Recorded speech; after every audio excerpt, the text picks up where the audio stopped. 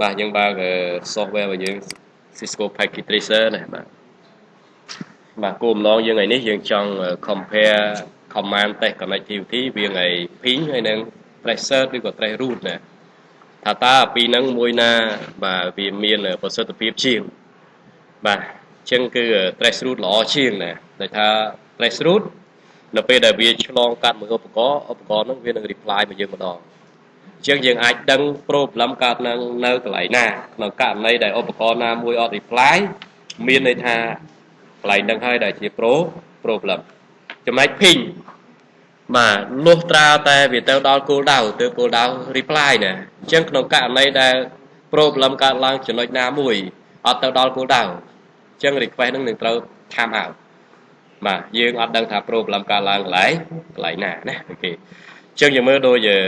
យើងមាន network មួយដូចរូបយើងនឹងនេះណាបាទ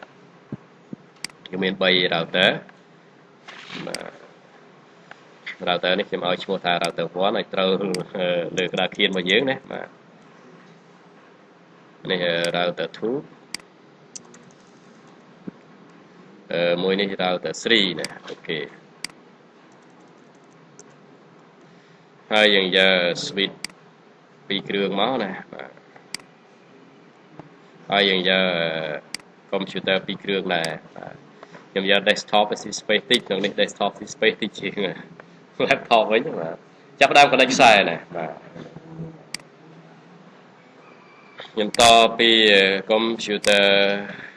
បាទទៅ switch បាទ port ណា port ទៅឲ្យតែ available ណាឲ្យទៅនេះពី switch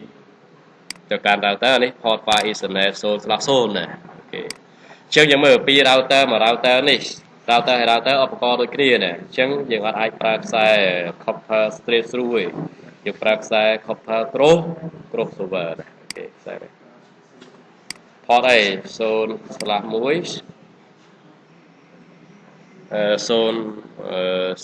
ដែរណា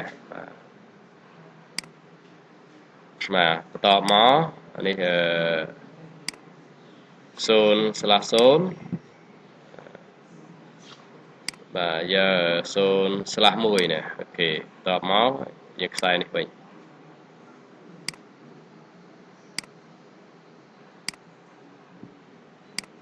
បាទ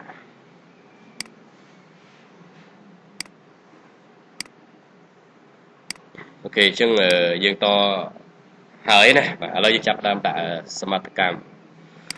port 0/0 នេះខ្ញុំឲ្យ IP 192.168.1.1/24 ណាជា default gateway របស់ PC នេះណាអូខេហើយ port នេះខ្ញុំឲ្យ IP 192.168.2.1/24 បាទ 192.168.2.2/24 192.168.3.1/24 នេះ 3.2 នេះណា router 3 ណា 3.2 router 3 នេះអានោះធូកដាលបាទដល់តាមនេះណាអូខេបាទនេះ 192.168.3.2 ណា/24 ខាងនេះចុចឲ្យ 4.1 ណាអូខេ 192.168.4.1 អូខេបាទ/24បាទពីគាត់ដាក់គីតិចមកយើងស្រួលមើលណាអូខេ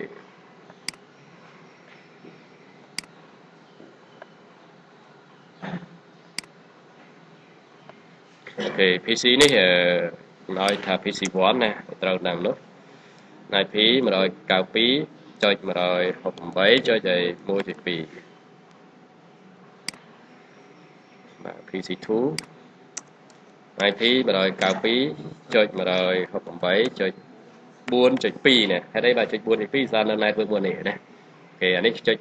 1.2 សារនៅ network មួយនេះណាអូខេអញ្ចឹងយើងចាប់ផ្ដើមដាក់ IP static ឲ្យកុំព្យូទ័របាទដាក់ static ដោយសារយើងអត់មាន DHCP server អញ្ចឹងយើងមាន manual ដាក់វាដោយផ្ទាល់ដែរនេះយើងមើលនេះគឺ static ណាបើយើងយក dynamic ក៏មាន DHCP server អូខេអញ្ចឹងយើងដាក់ static 192.168.4.2 168 ចុចអី 1.2 បាទ subnet mask វានេះគឺស្លាស់24ហ្នឹងណាបាទ 2.5 3 ដងចុច0 default gateway បាទ default gateway គឺច្រកចេញមកកាន់ router នេះណាបាទអញ្ចឹង 192 ចុចអី 168 ចុច 1.1 អូខេមិនបាច់ដាក់ DNS ណាដោយសារយើងអត់មាន access ទៅកាន់ website តាម domain name ហើយក៏យើងអត់មាន web server ដែរក្នុងនេះណាអូខេបាទអញ្ចឹងយើងដាក់ម៉ាស៊ីនមួយនេះទៀត192 ចុច 168 ចុចអី 4.2 ណា default gateway ចុច 4.1 ណាអូខេសួរថាពីនឹងតាក់ទងគ្នាបាននៅណាតាក់ទងគ្នាបានឆ្លងកាត់3 router នេះដោយសារ router យើងអត់ទាន់មានការ config ស្អីទាំងអស់អញ្ចឹងអត់ទាន់អាចតាក់ទងគ្នាបានទេអញ្ចឹងខ្ញុំដាក់ label សម្គាល់បាទ network តិចមកណាបាទយើងយក fill color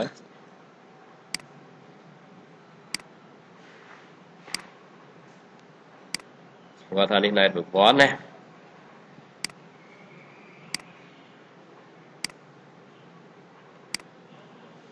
នេះ network 2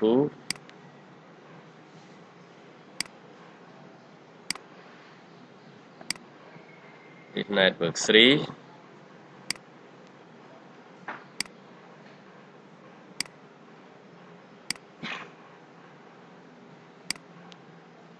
នេះ network 4 ណាអូខេខ្ញុំបាត់ទៅវិញបាទនេះខ្ញុំដាក់ថា N1 គឺ network 1នេះខ្ញុំដាក់ថា N2 network 2នេះខ្ញុំដាក់ថា N3 network 3នេះខ្ញុំដាក់ថា N4 ណា N4 network 4អញ្ចឹង network address វា192 ចុច 168 ចុច 4.0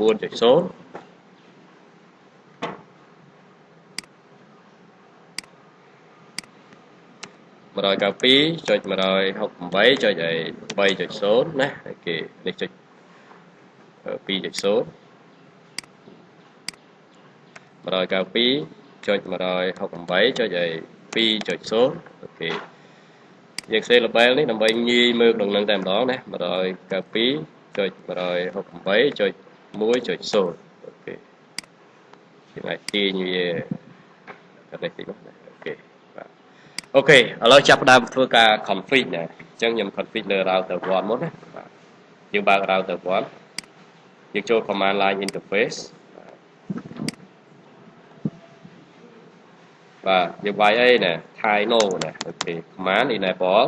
ចូលដល់ public mode configure terminal ចូលដល់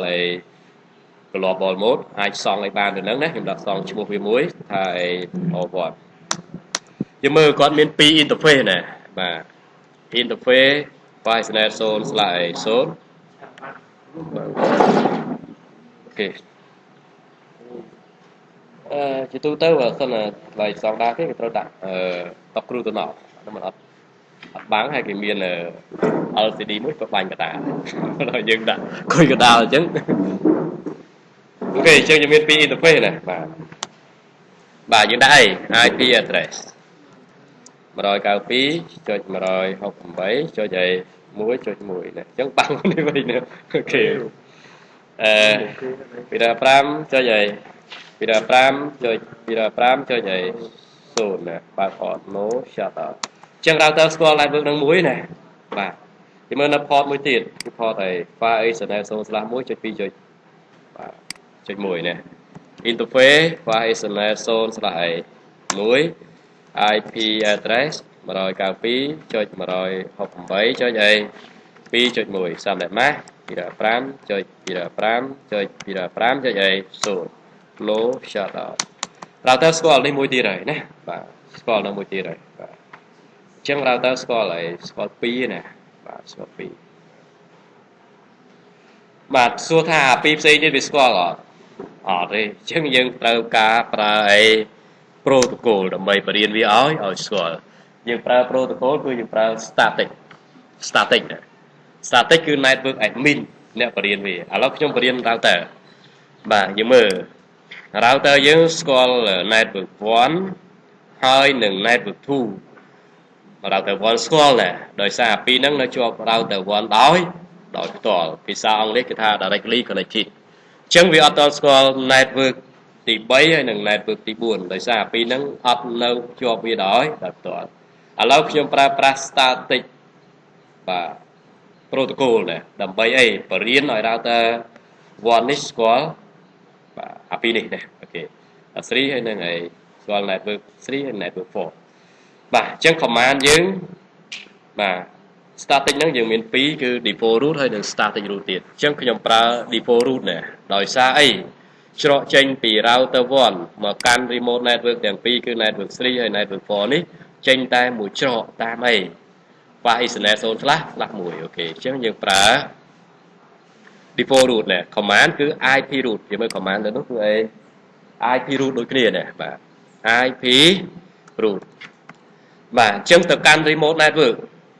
បាទយើងចាត់ទុកថា remote network ហ្នឹងអត់ស្គាល់ network address អញ្ចឹងគឺអីបាទ04ដងដក clear 04ដងបាទ network subnet mask បន្ទាប់មកចេញតាម port ណា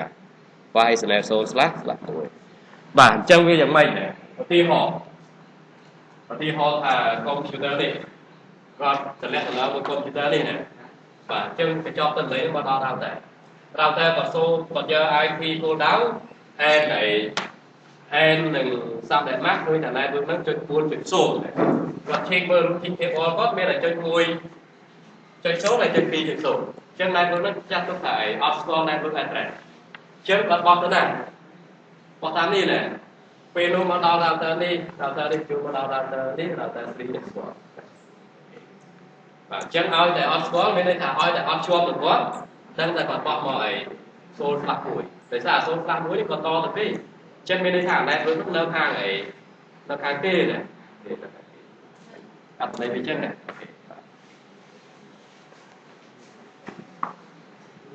អូខេយើងឯង enter ណាប៉ុណ្ណឹងមានន័យថាម៉េច router 1ស្គាល់គ្រប់ network router 1ស្គាល់គ្រប់ណាប៉ុន្តែស្គាល់ router 1នេះ router 2ផ្សេងទៀតអត់តស្គាល់អូខេចុះបើស្គាល់តែ router 1មួយអា1នឹងតាក់ទងគេបានអត់បានទេណាបាទដោយសារត្រូវការសន្តិសុខឲ្យគ្នាទៅវិញទៅមកណាអូខេបាទអញ្ចឹង router 1ប៉ុណ្ណឹងយើងរាយវាមួយមកបាទយើងចូលធ្វើលើ router 2ណា router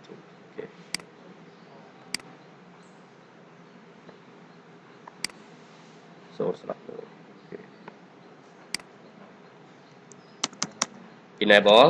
បាទ configure terminal ដាក់ឈ្មោះវាមួយមកថា or2 មាន2 interface ដែរណា interface file internet 0/1 បាទ IP address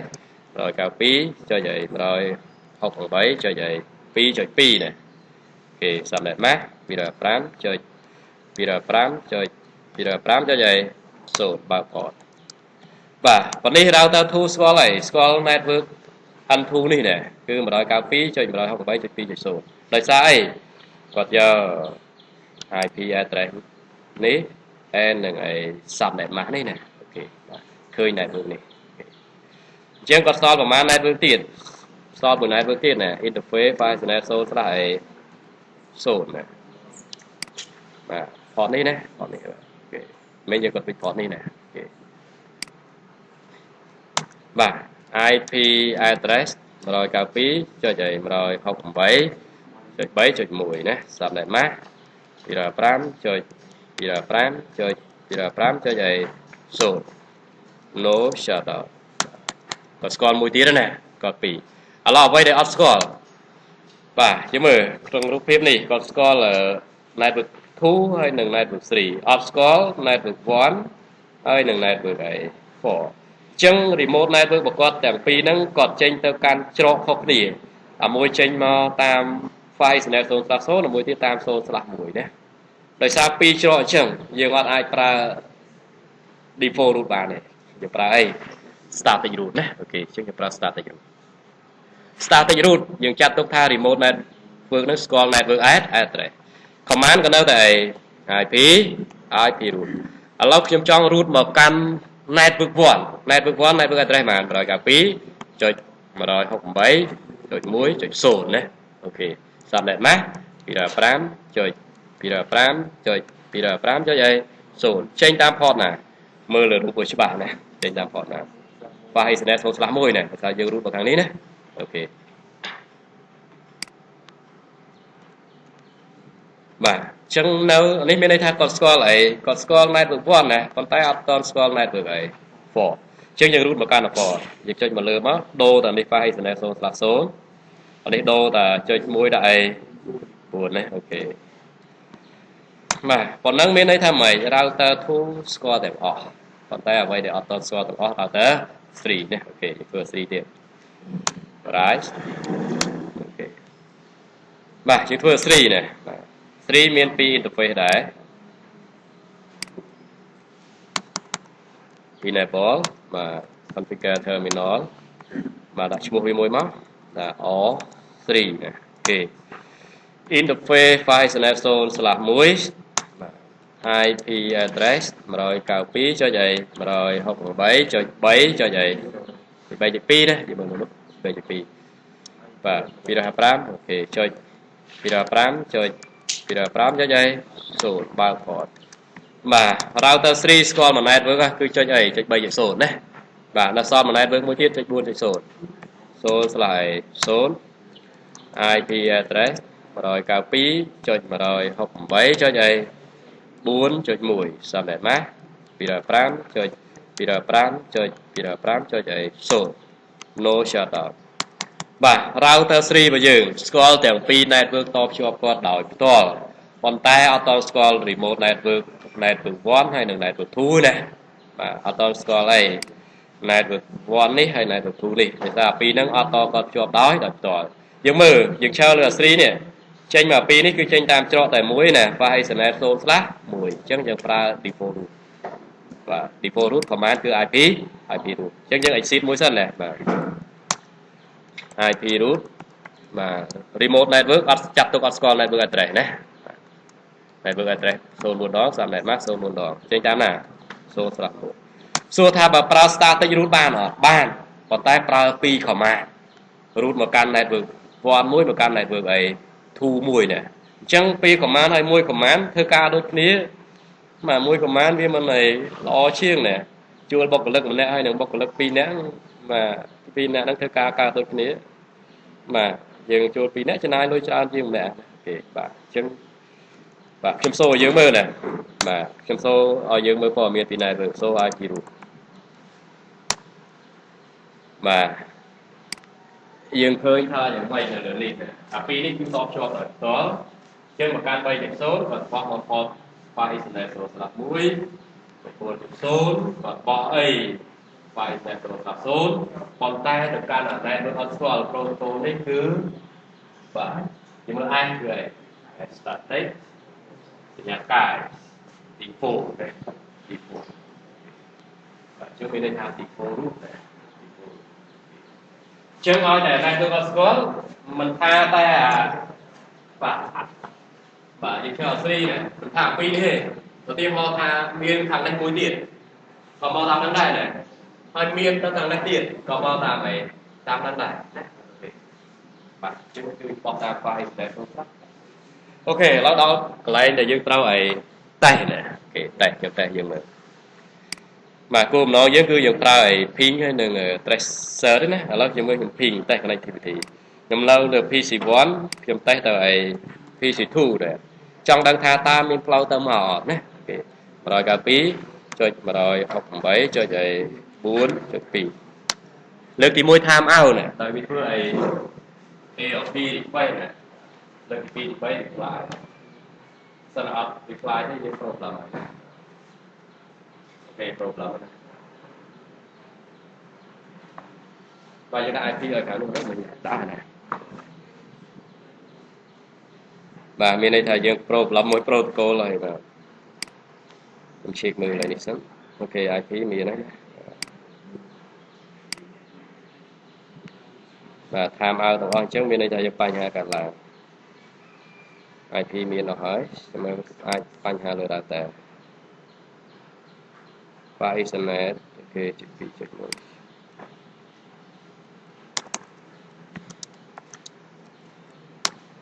អូខេមានអស់ណានេះចេញតាម file internet 0/1 ត្រូវ 0/1 เค3 đòn tiến mới nàyចាំយើងប្រាប់បោះ shoot មើលខាងនោះទេ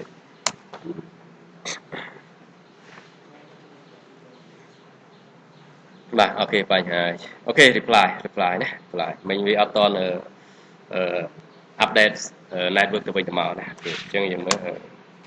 បាទអញ្ចឹងយើងមើល reply មកពីណាបាទ reply មកពី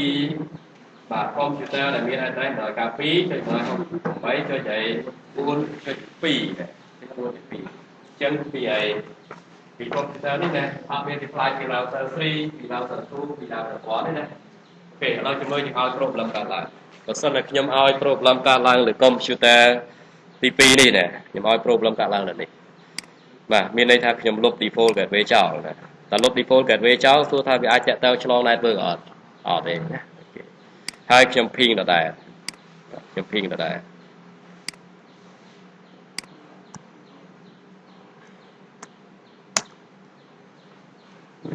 យើងចាំមើលលទ្ធផលតើវាចេញបានអីដែរចេញបានអី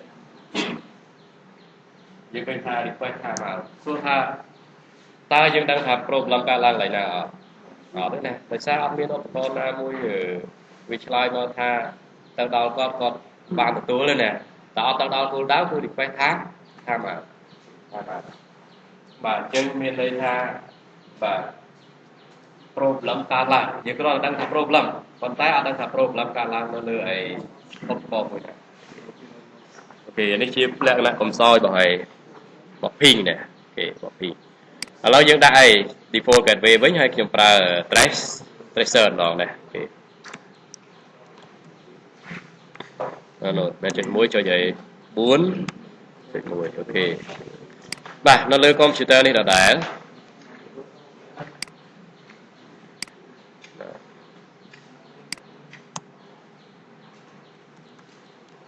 បាទ tracer IP 192.168.4.2 អូខេយើងឃើញថាម៉េច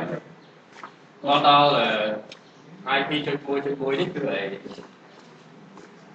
router 1ណាដល់ router 1 reply ដល់ ចឹងយើងដឹងថាម៉េចមកដល់ router 1 អូខេមកដល់ router 2.2.2 អត់នេះណានេះពីមកយើងបាទបើយើងដាក់សេរីទៀតសេរីមកបាយអូខេចឹងហើយ 2.2 អូខេមកដល់ router 3មកនេះទី3ទៀតហើយ2មកដល់ computer យើងចឹងមានន័យថា connection នោះអូខេដោយសារពីប្រភពដល់ទូតាឥឡូវមកយើងឲ្យគ្រប់លំដាប់ឡើងនេះដូចពីដែរជាមួយនឹង reply ណា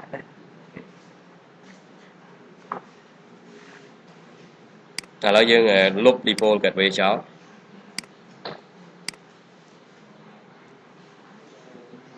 ហើយយើងឲ្យ tracer ដល់ទៀតណា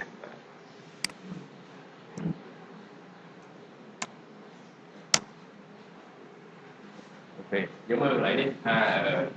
tracing route to 192.168.2 over មានន័យថា maximum វាអាចឆ្លងកាត់30 កអូខេយើងមើលនេះ3នេះ reply ចេះដល់ទៅ3 reply ប៉ុន្តែពួកពីរហ្នឹងគឺឯងវាពេកថាបាទវាព្យាយាមរហូតដល់បាទឆ្លងកាត់30 ឧបករណ៍បានវា complete ណាថាមកណាចឹងវាជាយើងលើកទី4ថាមកជាយើងលើកទី5ថាមក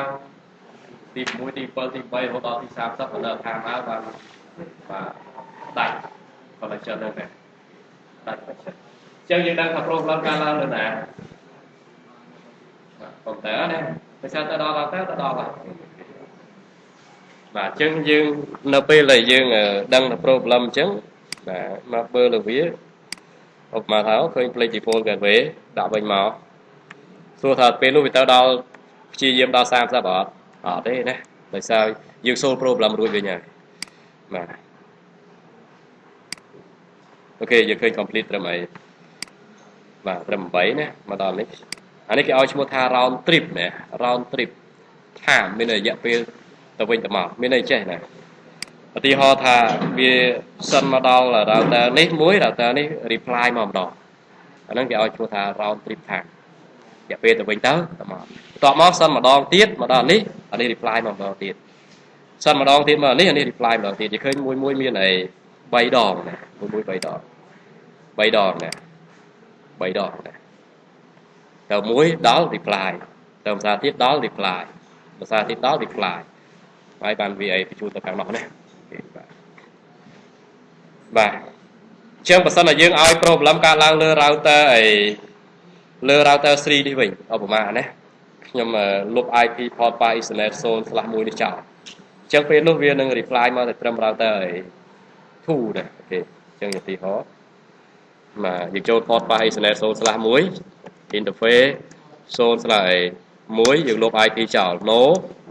IP address hai dừng tay này đâm bay mưa problem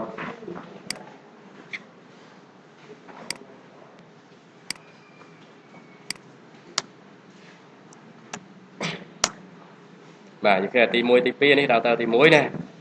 mà này router tí pi bên tay router tí bấy hỏi hai số số là bên tay việc chi diêm to là bấy đòn mà dây tơ muối bị sân muối nó bấy đòn đấy muối nó lo cắt hoặc muối nó bấy đòn bên tay nó đi maximum đó là 30 này bà pi phần khúc đó cô đau lướt vì 30 ở có bị chặt tục thả tờ đỏ này để sao bà cho cắt pi phần khúc đó cô đau lúc té để 30 cho những cái này tham áo nè ok tham áo chứ nhưng mà chamber này tới nhưng đang học có đang gặp problem mà đang ấy nhưng mà chamber đang nè ok chẳng nói dân đại IP bên đó rồi cào phí cho vậy rồi học bằng bấy chơi ok cho vậy bay chụp pi nè thì là pram chơi thì là pram chơi thì là pram cho vậy số còn nó ok với như này mà nhưng mà PC này ok complete trong một muối đó bây giờ tay ra tiếp ok trong tập 4 rồi sao dương slow cả tại 4 ốp cỏ ok chương rồi dương phần năng sách hay copy